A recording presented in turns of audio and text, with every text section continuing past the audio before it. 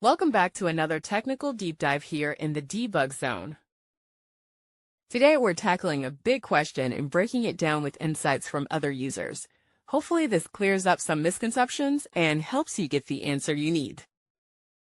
So buckle up, stay a little curious, and let's jump right in.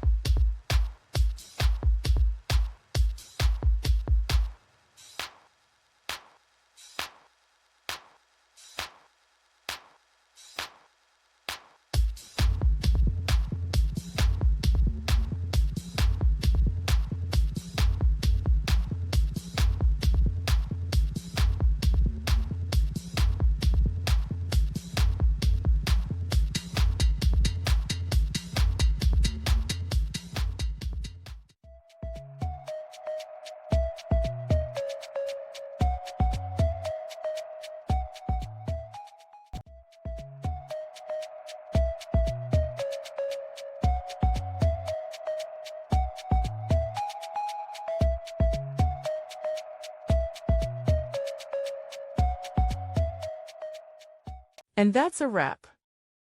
I hope you found the answer you were looking for. If you did, take a second to hit that subscribe button. It really helps out. And let me know in the comments which solution worked best for you.